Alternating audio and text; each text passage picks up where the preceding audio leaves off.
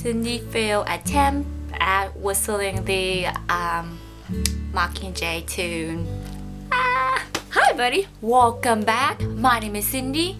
Last Friday, Mockingjay Part 2 came out. I was so ecstatic to see how they would complete the Hunger Game franchise. So I am going to be doing a discussion and review of the movie. The actors and actresses did an amazing job at portraying the characters that they were set to portray, because I felt there was so much emotion that we seen, and they did an amazing job. So there are some differences from the book and the movie, but I have got to say Mockingjay Part 2 was awesome, guys. It was a great movie. There was action, there was some romancing, and the director tried to stay true to the book itself. Believe me, all the characters are there. The deaths that we saw in Mockingjay did happen.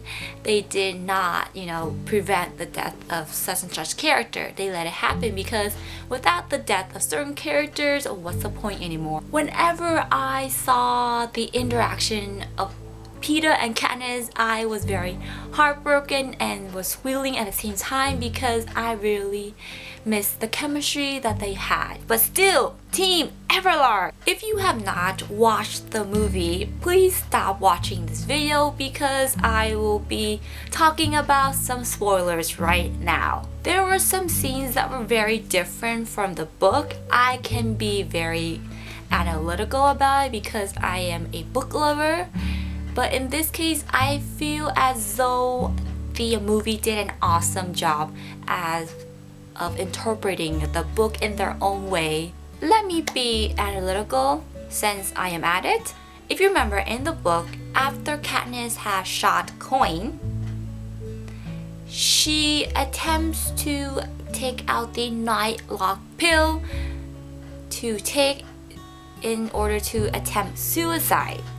That does not happen because Peeta's hands get in the way of her and she happens to bite onto his hand and she tells him to let go, and he tells her he can't for some reason, he doesn't know why. In the movie, there is still that scene. It's just that instead of her biting into the pill or biting into Peeta's hand, he happened to just push her out of the way and the pill just rolls off by its own. The one scene that made me squeal in my seat was probably the scene where they are in the Star Squad and they're in the sewer. Peeta gets a kind of a an episode, and Katniss ends up kissing him and telling him, don't let him take you away from me. And she says, stay with me, and he says, always. In this movie, it was so cute. And the imprisonment of Katniss seems a little short because in the book, we do not know how long Katniss stayed in the cell or the prison that she was held at until, Haymitch came in. But in this movie, everything is very different in that after she shot Coin, Haymitch comes in a couple of days afterwards saying, hey, you're released to go back to District 12, and here's a letter from Plutara saying how he knows why you did what you did and you'll be released. In the book, you get no letter from him about, oh, you had to do what you had to do. I felt that it was nice that movie viewers got to see that letter or explanation of that, because they would be very confused if they have not watched the movie. So let's talk about the epilogue. I am pretty sure you guys have been waiting as long as I am to see how they pull off the epilogue.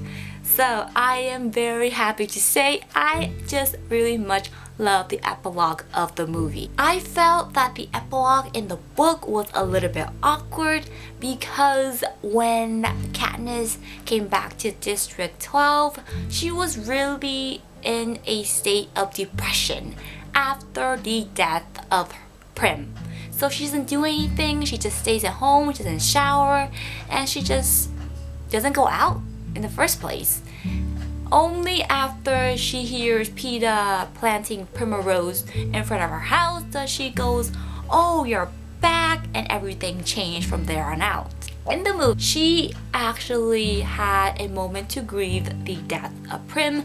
That scene by Jennifer Lawrence was very amazing, and it was heartbreaking to show how much pain and sadness that Katniss was enduring upon the death of Prim. And then we see Katniss going into the wood and hunting, saying that she is able to recover by herself instead of relying on someone else to keep her sane. When she returns back to the Victor Village, she meets PETA, and he's planting primrose, and he's back.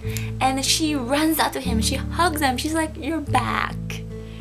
And I felt, oh my god, that was just perfect, because I felt the book way of interpreting this whole thing was very awkward, because after she saw him, she just ran back into her house. And that's not very realistic, because like she has been pinning over this boy ever since, you know, like Catching Fire, or even before that. And now he's back, and she's just like, "Oh, I'm just run away." No, I'm gonna go up and hug the boy that I love. And that was just on point good.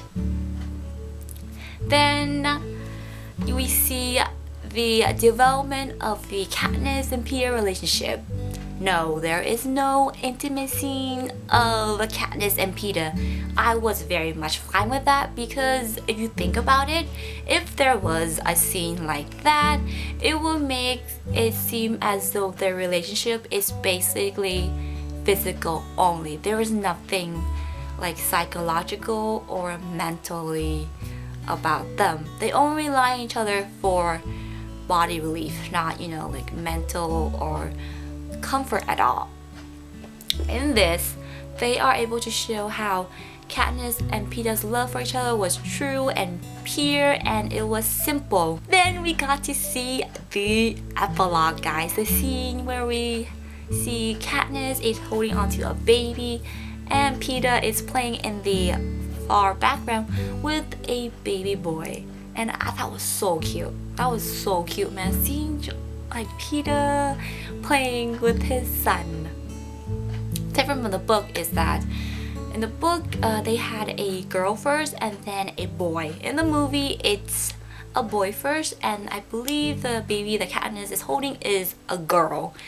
But I felt I was very happy with the epilogue and the ending that the movie did, because it made it seems more realistic and more real. By the way, guys, the Hunger Game fandom is crazy over the pairing of Elfie and Haymitch.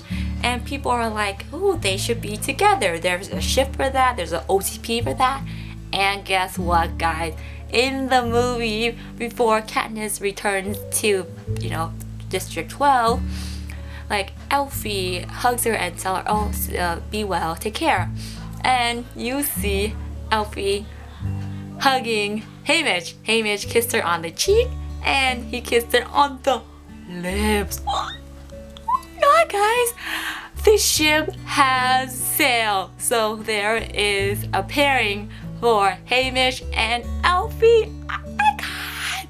That's awesome, because this is this one couple that everyone was like they should be together, and the movie makes them a couple. And Haymitch told Elfie, don't be a stranger now. And I was like, oh, I swear I was the only one in the movie theater going, oh. Everyone else was like, huh? You know? That ship has sailed, guys. Congratulations to all of those who were aboard that ship. Your ship has sailed. My final thoughts upon Mockingjay Part 2 is I absolutely love it. Go watch it. But if you have not watched the other 3 movies, go watch that first before you venture into watching this movie, because it will spoil everything else for you and will not make sense at all. I give this movie a 5 out of 5 stars. I absolutely loved it. It was a little more enjoyable to watch. That is the final movie for the Hunger Game franchise. I am very sad to see it end because I really love the actors and actresses in this franchise very much. Have you seen Mockingjay Part 2 yet? What did you think about it? Did you enjoy it? Were you rooting for Alfie and Hamish as well? What did you think of the epilogue? Let me know below. Let's talk, guys. Thank you for watching. Stay tuned for upcoming videos, and I will see you soon.